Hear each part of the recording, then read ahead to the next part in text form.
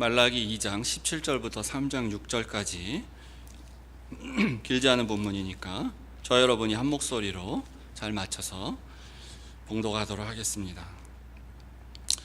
너희가 말로 여호와를 괴로우시게 하고도 이르기를 우리가 어떻게 여호와를 괴로우시게 하였나 하는도다. 이는 너희가 말하기를 모든 행악하는 자는 여호와의 눈에 선해 보이며 그에게 기쁨이 된다 하며 또 말하기를 공의의 하나님이 어디 계시냐 함이니라. 만군의 여호와가 이르노라. 보라, 내가 내 사자를 보내리니 그가 내 앞에서 길을 예비할 것이요 또 너희의 구하는 바 주가 호련히 그 전에 임하리니 곧 너희의 사모하는 바 언약의 사자가 임할 것이라. 그의 임하는 날을 누가 능히 당하며 그의 나타나는 때에 누가 능히 서리요. 그는 금을 연단하는 자의 불과 표백하는 자의 잿물과 같을 것이라. 그가 은을 연단하여 깨끗하게 하는 자같이 앉아서 레이자 손을 깨끗게 하되 금은과 같이 그들을 연단하리니 그들이 새 의로운 제물을 나 여호와께 드릴 것이라. 그때에 유다와 예루살렘의 헌물이 옛날과 고대와 같이 나 여호와께 기쁨이 되려니와 내가 심판하러 너희에게 임할 것이라. 술수하는 자에게와 간음하는 자에게와 거짓 맹세하는 자에게와 품꾼의 삭세에 대하여 억울케 하며 과부와 고아를 압제하며 나그네를 억울케 하며 나를 경외치 아니하는 자들에게 속히 증거하리라. 만군의 여호와가 말하였느니라. 나 여호와는 변혁지 아니하나니 그러므로 야곱의 자손들아 너희가 소멸되지 아니하느니라. 아멘. 잠깐 다시 기도하겠습니다. 하나님 아버지, 오늘도 부족한 주의 종이 하나님 말씀을 들고 이 거룩한 예배의 단위에 섰습니다. 하나님 함께하여 주시옵시고 우리의 공동체, 우리의 교회 가운데에 하나님께서 말씀하고자 원하시는 말씀을 선포하여 주시옵소서. 예수님 이름으로 기도합니다. 아멘.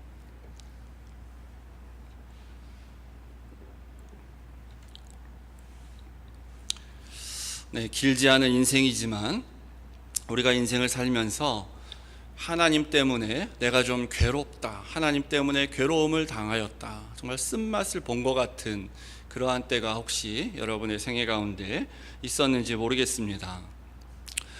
룻의 시어머니인 나오미가 고향으로 돌아오면서 전능자가 나를 심히 괴롭게 하였다라고 말하는 그런 심정을 가졌던 경험을 말하는 것입니다.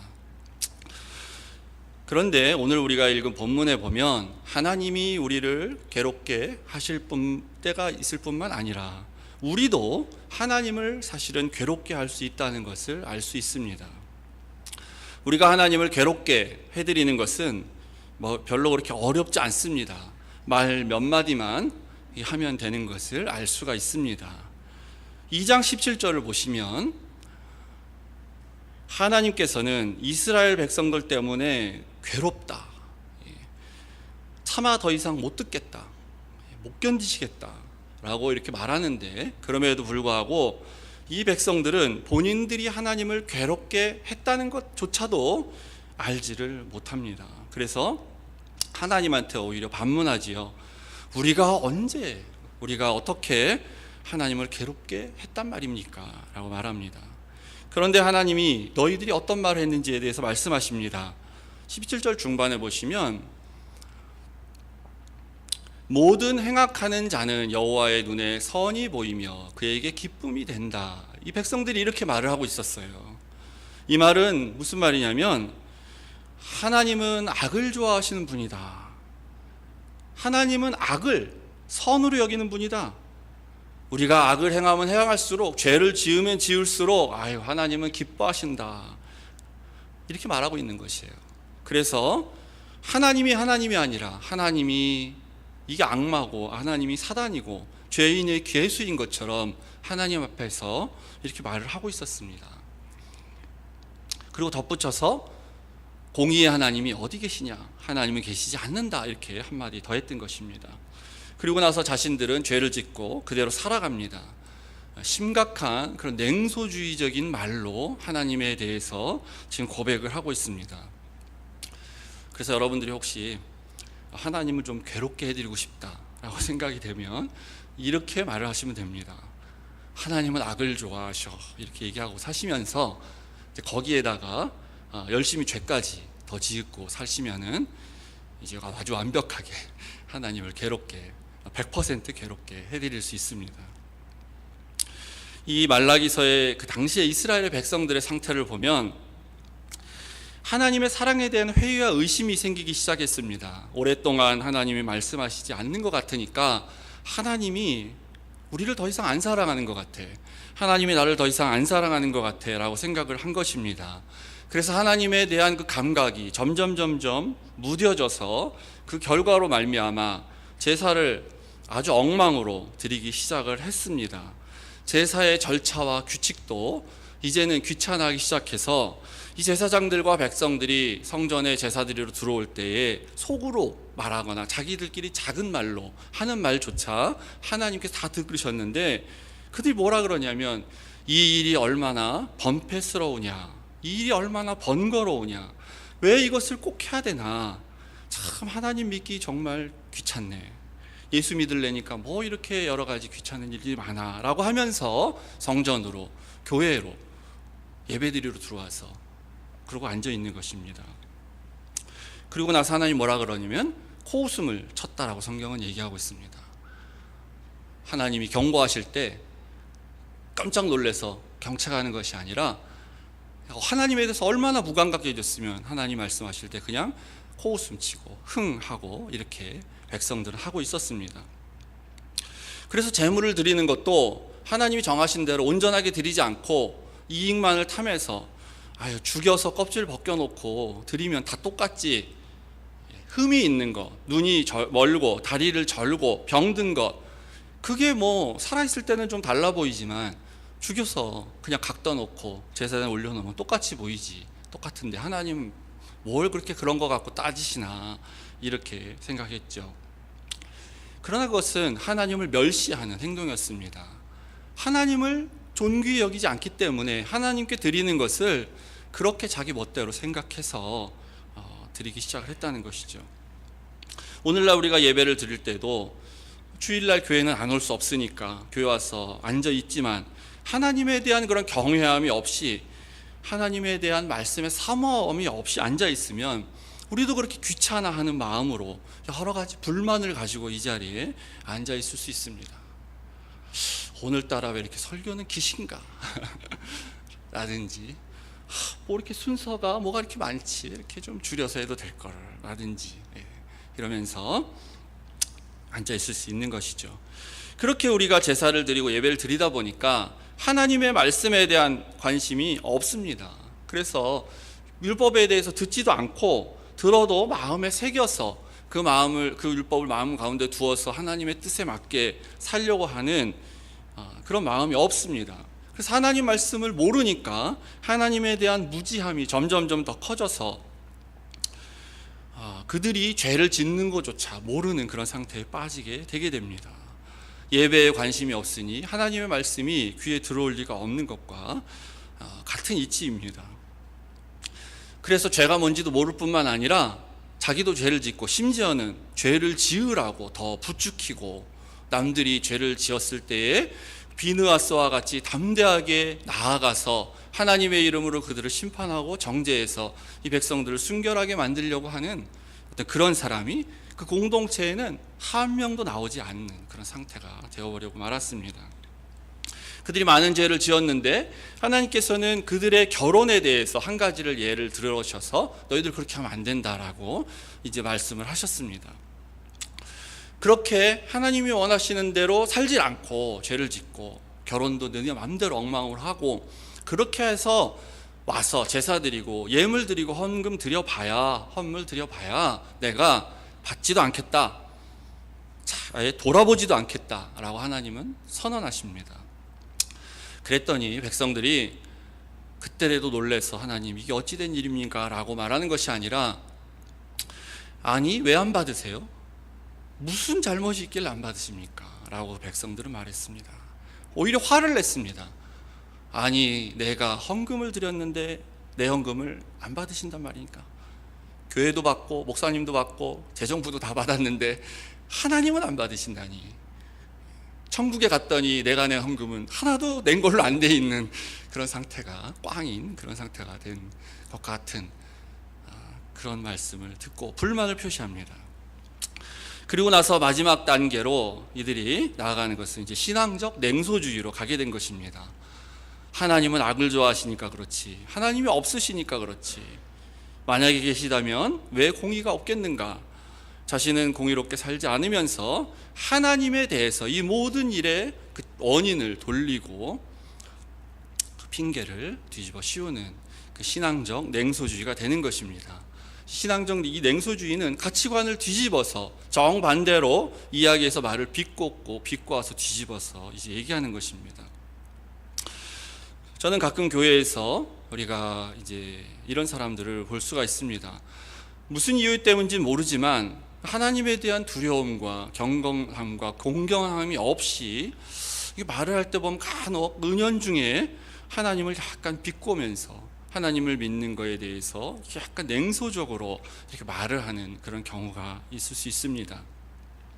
하나님을 향해서 워드플레이 하는 거죠. 말장난하는 거죠. 그 사람의 상태는 지금 이 신앙의 냉소주의처럼 영적으로 굉장히 차가운 냉랭한 그런 상태에 있는 것입니다.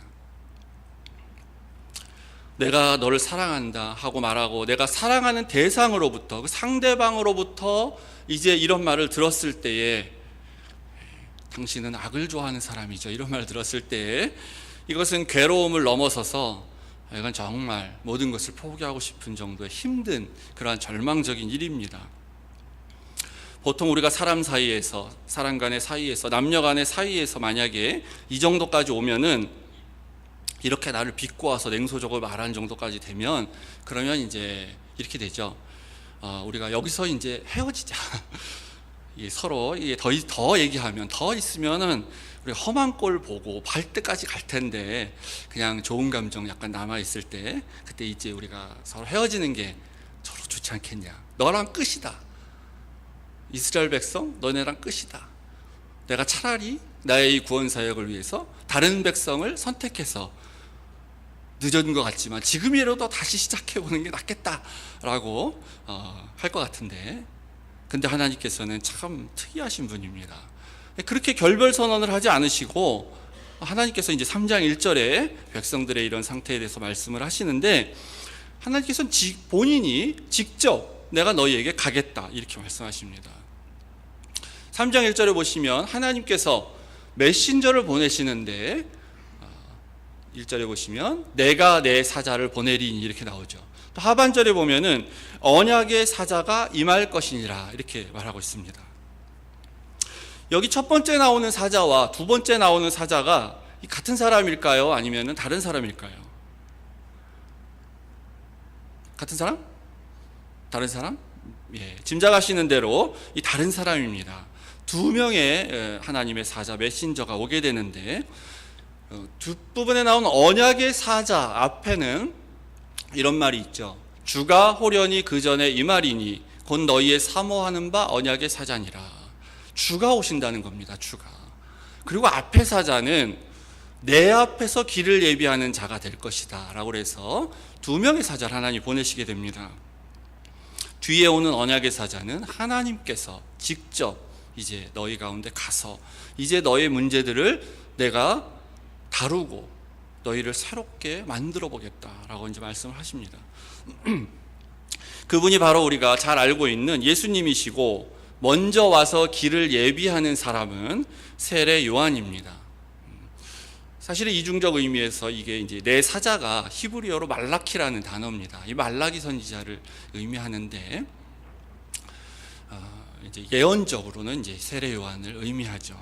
세례 요한이 와서 예수님께서 우리의 문제를 다루시기 이전에 길을 예비해서 뭔가 사전에 준비 작업을 합니다. 예수님을 우리가 직접 만나면 감당할 수가 없는 그러한 일들이 생길 수가 있기 때문에, 또 그리고 예수님이 좀 더 빨리 오셔서 우리에게 속히 임할 수 있도록 그 길을 닦는 그런 작업으로서 세례 요한은 그 준비를 하는데, 어떻게 그 길을 예비하냐면, 우리가 알다시피 세례 요한은 회개를 선포하였습니다. 회개하라 천국이 가까웠느니라 라고 세례 요한은 회개를 선포하죠. 회개를 통해서 우리의 심령이 준비를 해놔야 우리가 예수님을 맞이할 수가 있기 때문입니다. 왜냐하면 그 예수님은 우리에게 임할 때 어떻게 임하게 되냐면 불로 임하시기 때문에 우리에게 심판의 주로서 임하기 때문입니다. 그래서 3장 2절에는 이렇게 말하고 있습니다. 그의 임하는 날을 누가 능히 당하며 그의 나타나는 때에 누가 능히 서리요. 준비 없이 우리가 예수님의 이 불로 임하는 예수님을 만났을 때에 감히 그 앞에서 서 있을 수 있는 사람이 없다는 것입니다. 그것은 예수님이 우리를 강권적으로 무슨 큰 힘을 발휘해서 우리를 구속하기 위해서, 이게 억압하기 위해서 그런 게 아니라 하나님 예수님께서 우리의 죄를 낱낱이 다 알고 있기 때문에 죄를 가진 그 상태에서 예수님을 만날 수가 없다는 거예요. 온전히 구약 시대의 제사장들과 백성들이 죄가 있는 상태에서 하나님의 그 영광 가운데 나갈 수 없었던 것처럼, 그래서 우리가 회개하는 그것을 통해서 우리가 우리의 그 마음들을 준비하고 예수님을 만날 수 있는 그 길을 닦는 작업을 하게 됩니다. 그래서 우리 교회 예배 순서 가운데 첫 시작을 회개의 기도를 하는 것으로 시작하는 것은 의미가 있습니다. 우리는 매주일 하기 때문에 습관적으로 하고, 어떨 때는 뭐 특별히 회개할 것도 없는 것 같은데 그냥 순서에 있으니까 하기도 하고, 그렇지만 우리는 항상 무엇을 인식하고 인정해야 되냐면 우리가 하나님의 말씀을 받기 이전에 먼저 회개하는 것을 통해서 우리가 거룩해지고 정화되는 성결의 과정을 거쳐서 하나님 앞에 선다, 하나님 말씀을 받는다라는 그 인식을 가지고 그 시간에 함께 여러분들이 고백하고 기도해야 되는 것입니다. 그래서 날마다 우리가 회개하는 삶을 사는 그것이 바로 예수님이 임하실 때에 그분이 언제 올지 모르기 때문에 사실은 호련히 온다고 성경은 말하고 있는데, 호련히 온다는 것은 우리가 예비하고 준비한 사람한테는 이제 오셨구나 라는 것을 그냥 알 수 있는 것이고, 당황스럽게 맞이하고 갑자기 지금 왜 오셨지? 준비도 안 되어 있는데 생각하는 사람들에게는 호련히 오게 되는 것입니다. 그는 호련히 오셔서 어디에 임하냐면 그 전에 임한다고 했습니다. 이 말씀은 학개와 스가랴 선지서를 통해서 이미 예언됐던 말을 성취하는 의미에서 말하고 있습니다.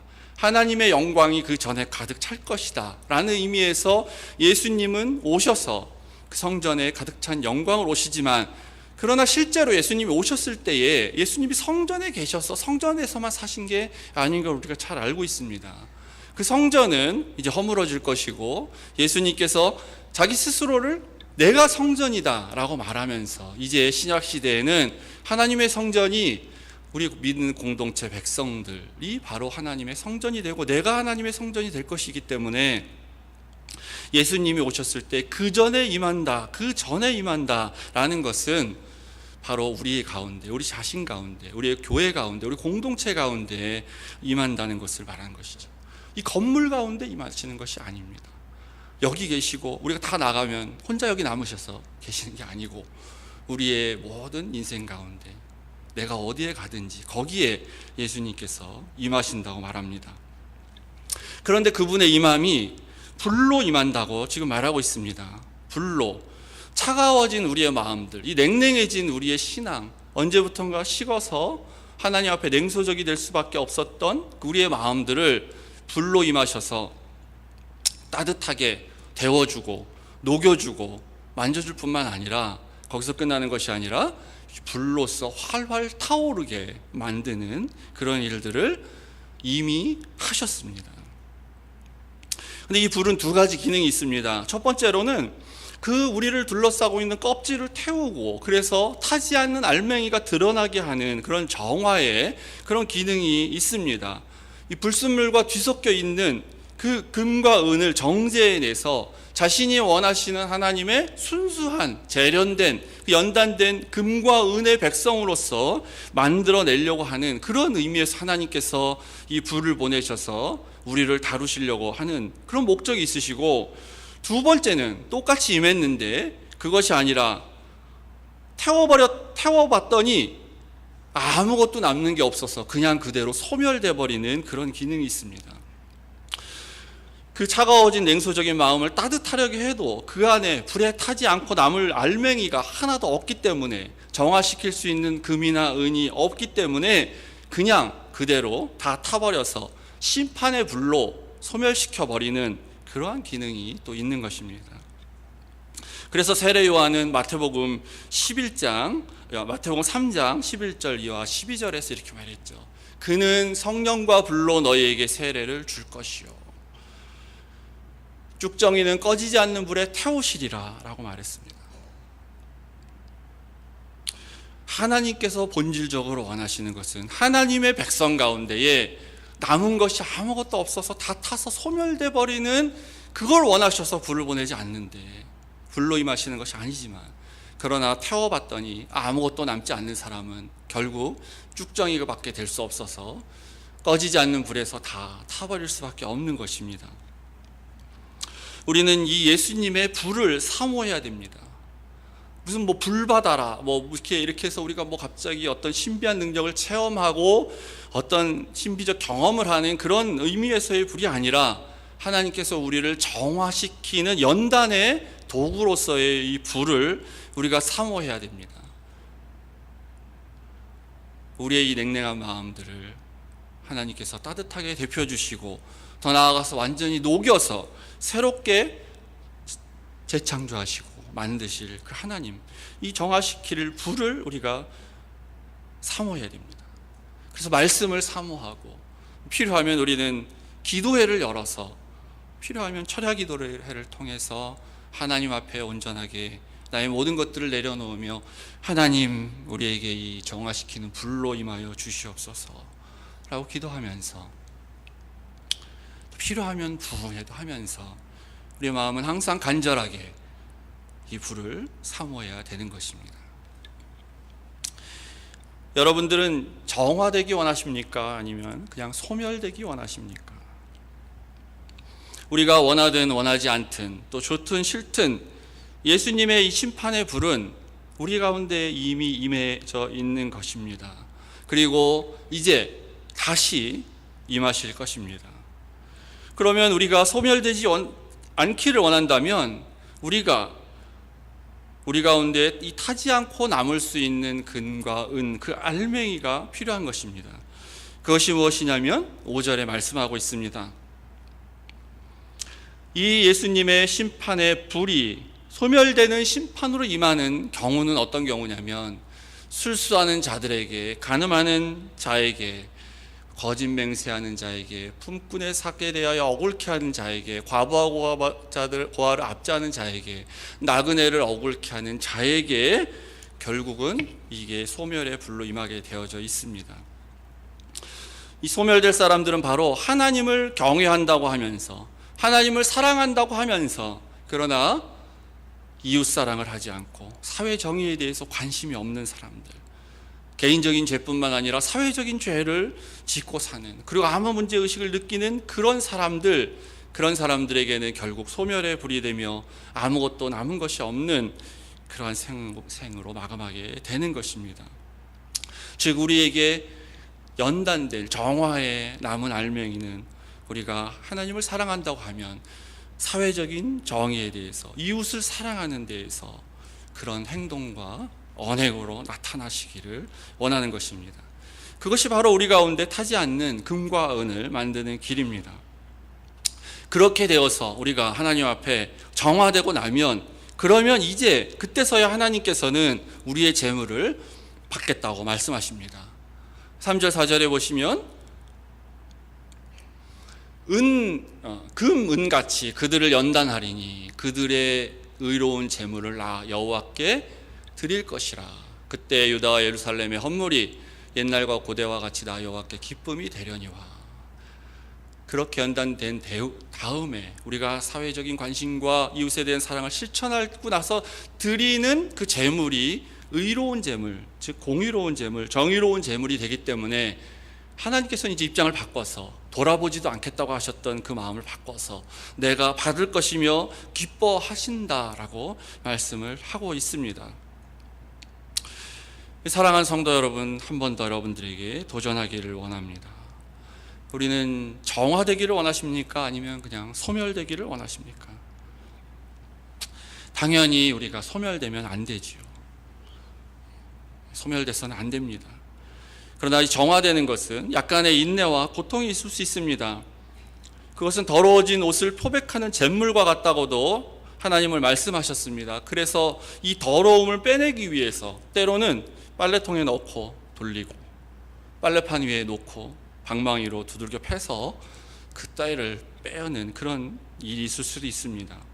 이 우리의 허물과 껍질을 태우기 위해서 이 불이 올 때 그것은 뜨겁고 때로는 고통스러운 것이 될 수도 있습니다.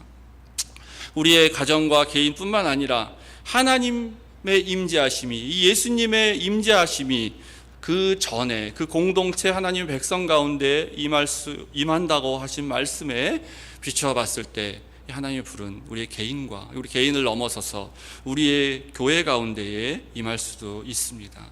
그럴 때 우리는 기꺼이 마땅히 하나님 앞에 우리가 정화되기를 원하는 마음으로 우리의 잘못이 무엇인가를 돌아보고 우리의 죄를 회개하고 하나님께로 나가기만 원하면, 하나님께 내 잘못을 인정하기만 원하면, 하면 가늠하다 잡혀왔지만 비록 자기가 가늠했다라고 예수님 앞에 인정하기만 하면, 그러면 하나님께서 돌이키시고 예수님께서 더 이상 너의 죄를 묻지 않겠다, 용서하노라, 다시는 죄를 짓지 마라 라고 말하는 것처럼 하나님께서는 소멸시키지 않겠다라고 얘기하십니다. 그래서 6절에 이렇게 말씀하십니다. 나 여호와는 변혁지 아니하나니 그러므로 야곱의 자손들아 너희가 소멸되지 아니하느니라. 우리가 하나님의 백성 야곱의 자손이기 때문에 우리는 소멸되지 않습니다. 하나님 앞에 죄를 고백할 때에. 그러나 우리가 죄를 고백하지 않고 하나님 앞에서 무엇이 잘못된지도 모르고 살아간다면 그 불은 결과적으로 우리를 소멸시키게 됩니다. 너희가 소멸되지 아니하느니라. 하나님의 자녀들은 소멸되지 않는다고 약속하신 그 말씀, 변형되지 않는, 변경되지 않는 그 말씀입니다. 그래서 우리가 대충 안심하고 살아도 되는 것이 아닙니다. 하나님을 괴롭게 하는 말과 행동을 하면서 살아도 되는 것이 아닙니다.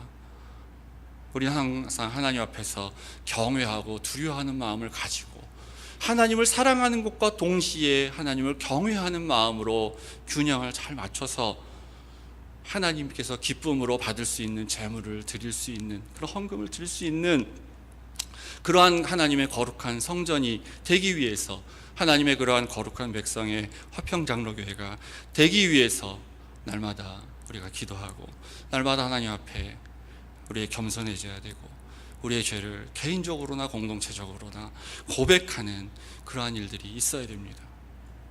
사랑하는 성도 여러분, 우리 화평장로교회가 그러한 하나님의 거룩한 공동체, 거룩한 전이 되고 모두가 다 그 안에 하나님의 백성이 되시는 그러한 축복된 일이 있기를 주의 이름으로 축복합니다. 기도하겠습니다.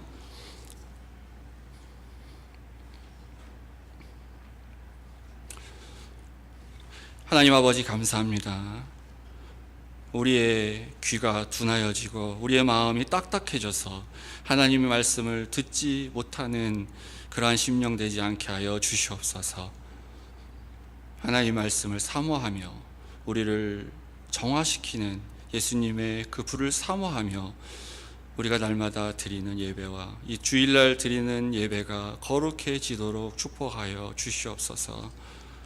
하나님 나라를 위하여 소망하게 하여 주시옵시고 하나님 나라를 위해서 거룩한 제물을 드릴 수 있는 우리 화평장로교회가 될 수 있도록 하나님의 약속을 다시금 우리에게 상기시켜 주시옵시고 우리 모든 성도님들이 하나님의 약속을 믿고 붙잡고 나아가도록 도와주시옵소서.